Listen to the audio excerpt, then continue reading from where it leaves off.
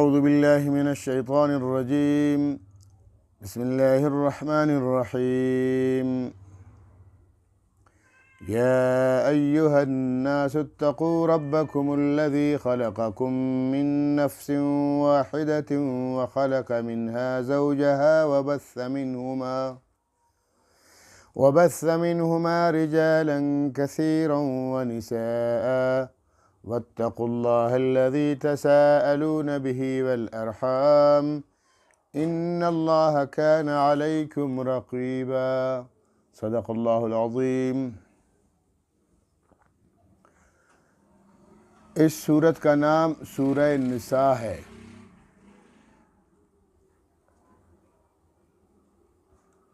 یہ سورت تلاوت کے اعتبار سے قرآن کریم کی چوتھی سورت ہے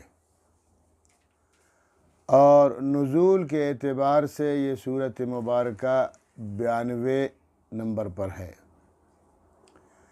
اس سورت میں 24 رکوع ہیں اور اس سورت پاک میں 174 آیات ہیں. کلمات یعنی الفاظ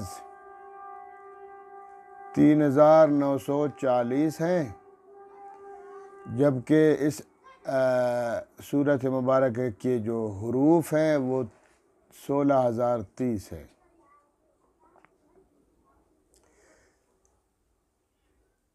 بالاتفاق یہ سورت سورہ مدنی ہے، یعنی مدینہ شریف میں نازل ہونے والی سورتوں میں سے.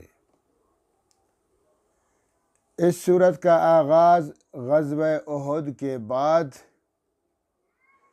3 ہجری سے شروع ہو کر 5 ہجری تک سلسلہ جاری رہا. احد میں چونکہ 70 شہداء مسلمان شہید کر دیے گئے تو ان کی بیواؤں اور ان کی یتیموں کی کفالت کا مسئلہ پیش آیا اور ان کی جائیداد کی تقسیم کا ورثاء میں مسئلہ پیش آیا، تو یہ سورت مبارکہ نازل ہوئی جس میں پوری تفصیل ہے.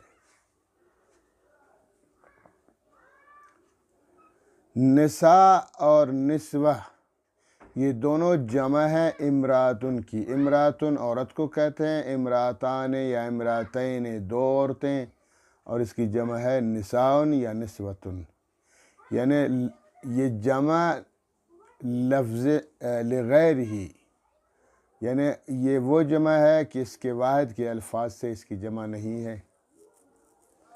بہت شاذ و نادر الفاظ عربی میں ایسے ہیں، ان میں سے ایک یہ ہے. تو شروع صورت میں اللہ رب العالمین صرف مسلمانوں کو نہیں بلکہ پوری انسانیت کو خطاب فرماتے ہیں. بسم اللہ الرحمن الرحیم. یا ایہا الناس، اے لوگو. یا ایو، اے، یا بھی استعمال کیا جاتا ہے اے کے لیے، کسی کو مخاطب کرو اے، اور یا کے ساتھ کبھی یا ایو بھی. تو یا ایو، اے الناس، لوگو. اے لوگو، اتقو ربکم، اپنے رب سے ڈرو، تقوی اختیار کرو، پرہیزگاری اختیار کرو. یہ ہم کہتے ہیں نا اردو میں پرہیزگاری. پرہیزگاری کا مطلب ہے پرہیز کرنا. جیسے ایک ڈاکٹر کسی مریض کو پرہیز کا آرڈر کرتا ہے کہ بھئی کھٹی چیزیں مت کھانا، گیسٹرک چیزیں نہیں کھانا اور بھاری چیزیں نہیں کھانا، ہلکی غذا لے لو کچھ دن کے لیے، تو پرہیز کرتا ہے. تو کچھ چیزیں ایسی ہیں جو روحانی طور پر ہمارے لیے فٹ نہیں آتی، ان سے اللہ رب العالمین نے ہمیں روک دیا اور منع فرما دیا ہے، تو ان کو منہیات کہتے ہیں. اور منہیات سے بچنا، پرہیز کرنا، تو پرہیزگاری ہے نا، یعنی گندے کاموں سے بچنا پرہیزگاری ہے. اور تقوی کا مطلب ڈرنا بھی ہے، یعنی ڈرنا. کیا مطلب ڈرنا؟ کہ اللہ بہت ظالم ہے سے ڈرو؟ نہیں، اللہ بہت عظیم ہے اس لیے اللہ کی عظمت سے ڈرو. اللہ تمہارا خالق اور مالک ہے، تمہارا پیدا کرنے والا بھی ہے، تمہارا رزاق رزق دینے والا بھی ہے، تمہارا محسن ہے، ہر چیز کا احسان اللہ نے تم پر کیا ہے۔ لہٰذا اس محسن اعظم اور اس خلاق عالم سے ڈرو، اس کی عظمت سے ڈرو۔ اس لیے بار بار قرآن کریم میں تقویٰ کا لفظ استعمال ہوا ہے کہ اپنے رب سے ڈرو۔ اچھا، اس کی وجہ یہ ہے نا کہ ہر کامیابی اور ہر بلندی کا جو محور ہے، یا ہر کامیابی اور بلندی کی جو چابی ہے، وہ تقویٰ ہے۔ تقویٰ ہوگا، جس کے دل میں تقویٰ ہوگا، اللہ کا ڈر ہوگا، اللہ کا خوف ہوگا، تو وہ اطاعت بھی بجا لائے گا اور برائیوں سے بھی بچے گا۔ اور جس کے دل میں تقویٰ ہی نہیں، خوف خدا نہیں، وہ کدھر کرے گا؟ نہ وہ عبادات بجا لائے گا اور نہ وہ منہیات سے رکے گا۔ تو لہٰذا اس لیے سب سے پہلے اللہ نے فرمایا اتقوا ربکم، ڈرو اپنے رب سے۔ اور یہاں صفت رب ذکر فرما کر کہ دیکھو رب، تمہارا رب ہے نا، تمہارا پالنہار ہے، تمہاری پرورش کرنے والا ہے۔ جب تمہاری پرورش اللہ کر رہا ہے، پیدا بھی کیا، پرورش بھی کر رہا ہے، ساری نعمتیں بھی عطا فرمائی، تو ویسے بھی اصول ہے کہ الانسان و عبد الاحسان، انسان جو ہے نا یہ بندگی کرتا ہے، یہ غلام ہے، یہ غلام ہے احسان کا۔ اس کے ساتھ احسان کر کے دیکھو، سلوٹ مارے گا، سلام کرے گا، دعائیں دے گا، خوش اسلوبی سے پیش آئے گا، یہ بندے نے میرے ساتھ احسان کیا۔ تو جو محسن اعظم ہے اللہ جل شانہ، اللہ سبحانہ و تعالی نے ہر احسان ہم پہ فرمایا ہے، تو ہمیں چاہیے کہ پھر اس کا پکا غلام تو اسی کا بنے۔ جب اس کا غلام بنیں گے تو اس کے احکامات پہ بھی چلیں، اور جن چیزوں سے اللہ رب العالمین نے ہمیں منع فرما دیا ہے ان چیزوں سے رک جائیں، اسی کو تقویٰ کہتے ہیں، ٹھیک ہے؟ تو لہٰذا اللہ سے ڈرنا ضروری ہے۔ تو اس لیے فرمایا یا ایھا الناس، اے لوگو، اتقوا ربکم، ڈرو اپنے رب سے، الذی خلقکم، جس نے تمہیں پیدا کیا۔ تمہاری پیدائش اسی کے ہاتھ میں، تمہاری موت اسی کے ہاتھ میں، تمہارا رزق اسی کے ہاتھ میں، تمہاری صحت و بیماری اسی کے ہاتھ میں، تمہاری شفا اور تندرستی اسی کے ہاتھ میں، تمہاری اولاد اور تمہارا رزق، ان کا بڑھنا گھٹنا سب اسی کے ہاتھ میں، تو پھر اسی سے ڈرو نا۔ الذی خلقکم، جس نے تمہیں پیدا فرمایا، من نفس واحدہ، ایک نفس سے، ایک جان سے، ایک بندے سے، وہ کون ہے؟ سیدنا آدم علیہ السلام۔ وخلق منہا زوجہا، پھر انہی سے بنایا ان کے جوڑے کو، وخلق، اور پیدا فرمایا، منہا، انہی میں سے، آدم علیہ السلام میں سے، زوجہا، ان کی جوڑے کو، ان کے جوڑے کو انہی سے بنایا۔ کہتے ہیں کہ آدم علیہ السلام کی الٹی طرف کی اوپر والی ٹیڑھی پسلیوں سے ان کی زوجہ پاک کو پیدا کر دیا، پھر ان سے اللہ تعالیٰ نے ان سے الفت دی، پھر ان سے شادی کی اور ان سے بچے ہو گئے۔ پھر کیا کیا؟ وَخَلَقَ مِنْهَا زَوْجَهَا، ان سے ان کی جوڑے کو پیدا کیا، وَبَثَّ مِنْهُمَا، پھر پھیلا دیا ہم نے ان سے، وَبَثَّ، اور پھیلا دیا ہم نے، مِنْهُمَا، ان دونوں سے، تثنیہ کا صیغہ ہے، ان دونوں سے، حضرت آدم سے، حضرت حوا سے علیہم السلام، رجالاً کثیرا، بہت سے مرد، یعنی بچے تھے، لڑکے تھے، پھر مرد ہو گئے، بہت سے مرد، ونساء، اور بہت سی عورتیں، یہ ہے وہ لفظ نساء، اسی لفظ نساء سے سورت کا نام رکھا گیا۔ اور چونکہ یہاں نساؤں کے بارے میں، عورتوں کے حقوق کے بارے میں، عورتوں کی کفالت اور پرورش کے بارے میں بہت ساری باتیں ہیں، اس لیے اس سورت کا نام نساء رکھا گیا۔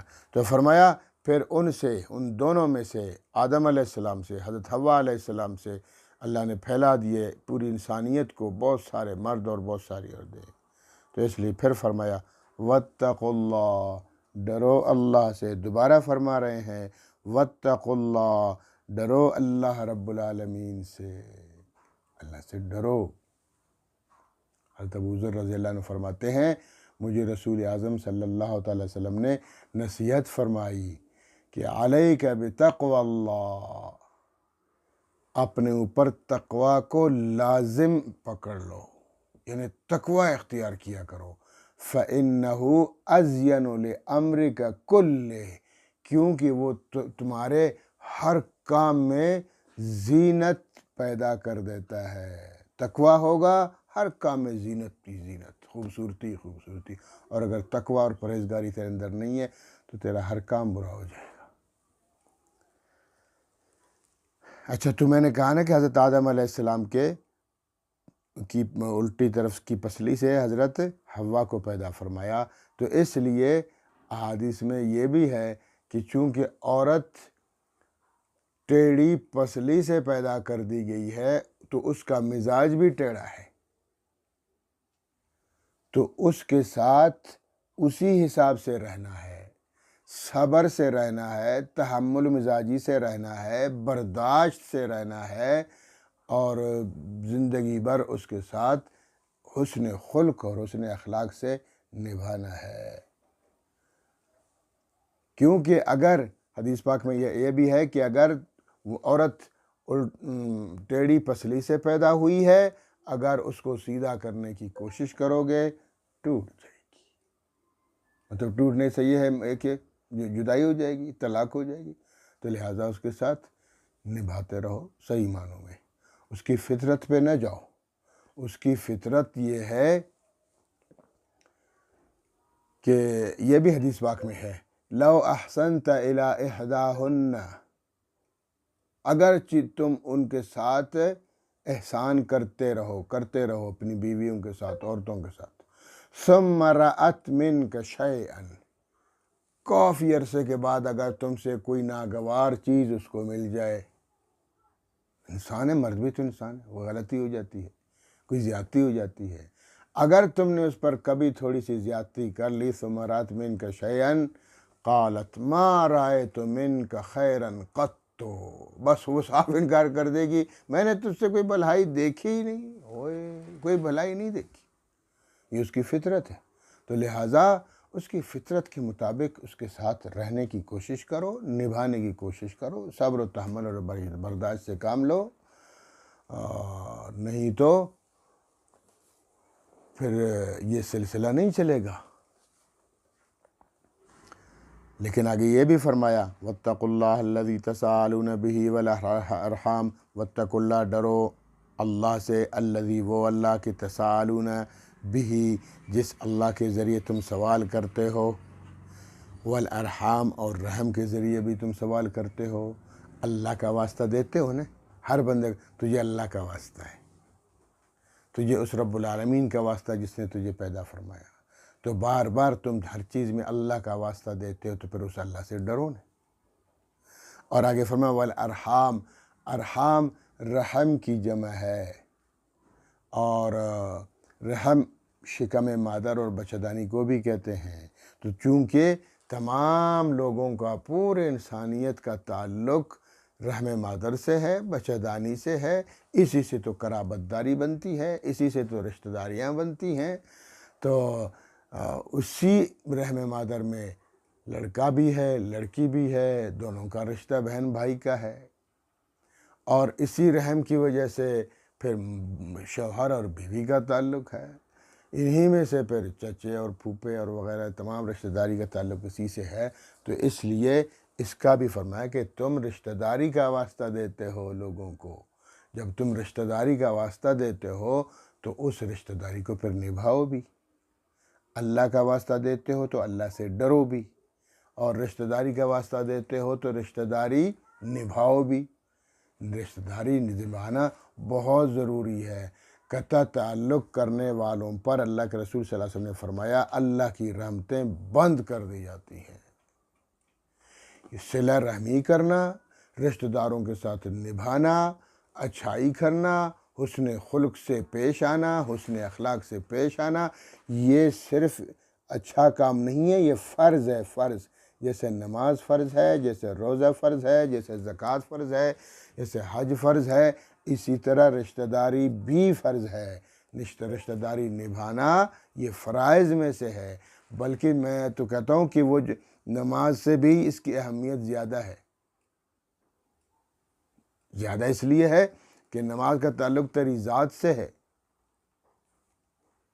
بعد میں اگر تو نے اللہ سے معافی مانگ لی تو اللہ معاف کر دے گا، لیکن اگر رشتہ داروں کے حقوق مارے وہ معاف کبھی نہیں ہوں گے۔ تو اس فریضہ کو زیادہ اہمیت دو۔ یہ بھی نماز بھی لازمی ہے، باقی فرائض بھی، یعنی حقوق اللہ میں اللہ رب العالمین معاف کرنے والا ہے، لیکن حقوق العباد میں لوگ تو معاف نہیں کریں گے، پھر تو تباہی اور بربادی ہے۔ لہٰذا صلہ رحمی کرنا ضروری ہے۔ اس لیے فرمایا کہ من وصلک، اللہ تعالیٰ خود، یہ حدیث قدسی ہے۔ یہ حدیث قدسی اس حدیث کو کہتے ہیں کہ جس کی روایت نبی پاک نے کی ہے اور ارشاد اللہ کا ہے کہ اللہ تعالیٰ فرماتے ہیں من وصلک وصلتہ، اے عورت جو تجھ سے ملنے کی کوشش کرے، صلہ رحمی کی کوشش کرے، وصلتہ، میں اس کو اپنے ساتھ جوڑ دوں گا، ومن قطعک قطعتہ، اور جو تجھ سے قطع تعلق کرے گا میں اپنے سے اس کو علیحدہ کر دوں گا۔ تو قطع تعلق کرنے والا اللہ کی رحمتوں سے دور، اور اسی طرح فرمایا کہ لا يدخل الجنت قاطع، قطع تعلق کرنے والا، رشتہ داروں سے قطع تعلق کرنے والا جنت میں جا ہی نہیں سکتا۔ اللہ اکبر، کتنی سخت بات ہے۔ آج ہم اپنی حالت دیکھیں، بھائی سے ناراض، بہن دوسری بہن سے ناراض، یا بھائی بہنوں سے ناراض، بہنیں بھائیوں سے ناراض، ماں باپ بچوں سے ناراض، بچے والدین سے ناراض، جناب چچوں سے ناراض، پھوپھوں سے ناراض، خالوں سے ناراض، تمام رشتہ داروں سے ناراضگیاں۔ یہ جو ناراض ہیں نا، ان کی ساری عبادتیں فضول ہے، ضائع ہیں۔ اللہ کی رحمتیں اس پر بند۔ ایک حدیث میں ہے کہ اگر کوئی شخص یہ چاہے کہ اس کے رزق میں برکت آ جائے، اس کا رزق بڑھ جائے اور اس کی عمر بھی بڑھ جائے، تو قطع تعلق سے ہٹ جاؤ، صلہ رحمی کرو، صلہ رحمی کرو، رشتہ داروں کے ساتھ تعلق جوڑ کے رکھو، تو پھر اللہ رب العالمین تمہارا رزق بھی بڑھا دے گا، اللہ رب العالمین تمہاری عمر میں بھی برکت عطا فرمائے گا۔ ہاں، تو یہ ضروری ہے، نہیں تو تباہی ہے۔ اس لیے فرمایا، حدیث میں یہ بھی ہے کہ اللہ تعالیٰ فرماتے ہیں دیکھو میں رحمان ہوں، رحم کو میں نے اپنے ساتھ جوڑا ہوا ہے، تو جو صلہ رحمی کرے گا میں اس کو اپنے سے ملا لوں گا، اور جو قطع رحمی کرے گا اس سے میں بھی قطع رحمی کروں گا۔ جب اللہ قطع رحمی کرے گا، اپنے سے جدا کر دے گا، تو بچے گا کیا؟ تباہی اور بربادی کے سوا اور کچھ بھی نہیں ہے۔ حضرت عقبہ بن عامر رضی اللہ عنہ فرماتے ہیں کہ مجھے اللہ کے رسول صلی اللہ تعالیٰ وسلم نے نصیحت فرمائی۔ کیا نصیحت فرمائی؟ فرمایا عقبہ صل من قطعک، اے عقبہ جو تجھ سے قطع رحمی کرتا ہے، رشتہ دار۔ یہ مت دیکھو، یہ جو آج کل ہم جو ہے نا سودا بازی کرتے ہیں، یہ تو سودا بازی ہے کہ بھائی میرا بھائی ہے، وہ مجھ سے صلہ رحمی نہیں کرتا، میں کیوں کروں؟ میری بہن مجھ سے صلہ رحمی نہیں کرتی، میں کیوں کروں؟ یار یہ کوئی بات تو نہیں ہوئی نا۔ وہ نہیں کرتا، وہ جہنم جاتا ہے، تم بھی جہنم جاؤ گے۔ عجیب بات ہے۔ تمہارے اوپر صلہ رحمی کرنا فرض ہے، وہ اگر نہیں کر رہا اس سے اللہ سوال کرے گا، اللہ پوچھے گا، وہ الگ مسئلہ ہے۔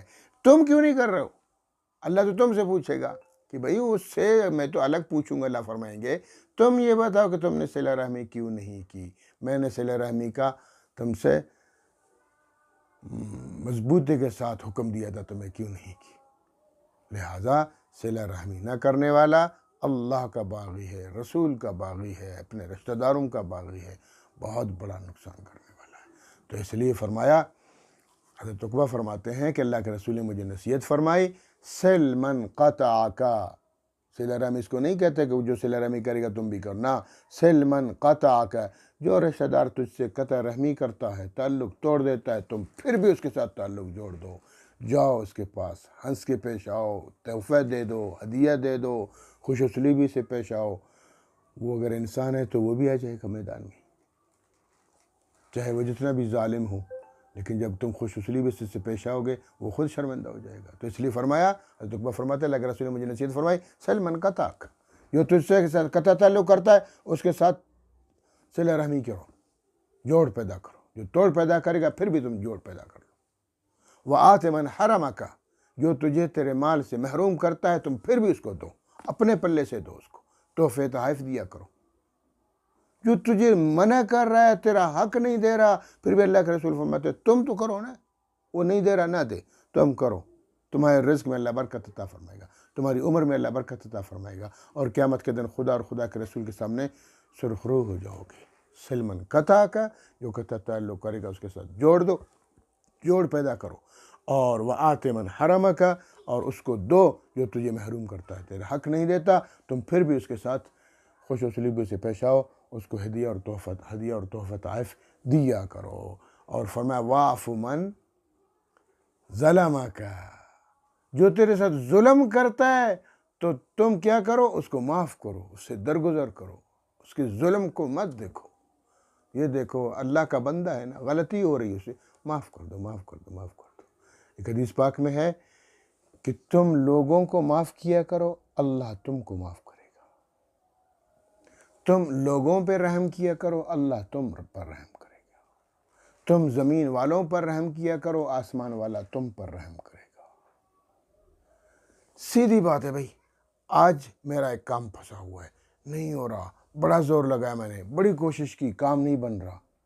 تو آپ کسی ایسے بندے کا کام کرو جو مجبور و مقہور ہے، فوراً اللہ تیرا کام کر دے گا. کریں نا، ہم لوگ تو یہ نہیں کرتے.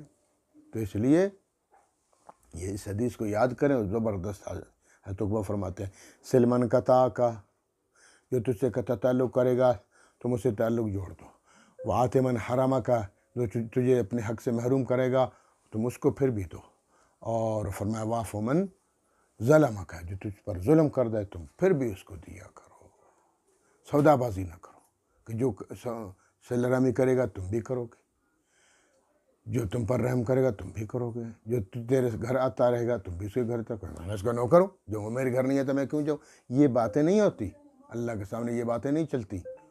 ہاں خیال کرو، سودے بازی مت کیا کرو. اور بدلے، یہ بدلہ ہو گیا نا، وہ نیکی کر رہا تم بھی نہیں کر رہا، نہ بدلہ نہیں ہے، بلکہ اس حدیث کے مطابق سلمن قطع کا، جو تجھ سے قطع تعلق کرتا ہے تم اس کے تعلق بحال رکھو. اور جو تمہیں حق سے محروم کرتا ہے وآت من حرمک، تم اس کو دو. اور جو تم پہ ظلم کرتا ہے تم پھر بھی اس کے ساتھ درگزر سے کام لیا کرو. اس میں ہے نا، فارسی میں ایک محاورہ مشہور ہے، نیکی بنیکی کار خران است. نیکی بنیکی کار خران است. نیکی کے بدلے میں نیکی کرنا یہ تو گدھوں کا کام ہے. نیکی بنیکی کار مردان است، نیکی بدی کار مردان است. بدی کے بدلے میں نیکی کرنا یہ ہے مردانگی. بدی کے مقابلے میں نیکی کرو یہ مردانگی ہے. نیکی کے بدلے میں نیکی کرو یہ تو گدھوں والی عادت ہے، جانوروں والی عادت. جانوروں کے ساتھ کسی ایک جانور دوسرے کے ساتھ اچھائی کرتا ہے تو ایک جانور بھی کرتا ہے، تو تم بھی جانور ہو کیا؟ اگر تم مرد ہو، اگر تم واقعی اچھا انسان ہو، اللہ کے بندے ہو، تو پھر تم پر لوگ ظلم بھی کریں تم پھر بھی نیکی کیا کرو لوگوں پر. اس لیے یہ صلہ رحمی بہت ضروری ہے، فرائض میں ہے. اس لیے فرمایا واتقوا اللہ، ڈرو اللہ سے، الذی تساءلون بہ والارحام، جس کے بارے میں تم اللہ کا واسطہ دیتے ہو اور صلہ رحمی کا واسطہ دیتے ہو. ان اللہ کان علیکم رقیبا، بے شک اللہ تعالیٰ تم پر نگہبان ہے. ان بے شک اللہ تعالیٰ کان ہے علیکم تم پر، علیکم پر، کم تم، بے شک اللہ تعالیٰ ہے تم پر رقیبہ نگہبان. اللہ دیکھ رہا ہے، اللہ سن رہا ہے. تم اللہ کے سامنے جھوٹ بھی نہیں بول سکتے ہو کہ میں نے اللہ صلہ رحمی کی تھی. کہاں کی تھی؟ جھوٹ مت بولو، صلہ رحمی کرو اور اللہ سے ڈرو، اللہ کے احکامات کے مطابق چلو. اللہ رب العالمین ہم سب کو صلہ رحمی کرنے کی توفیق عطا فرمائے. وآخر دعوانا الحمدللہ رب العالمین.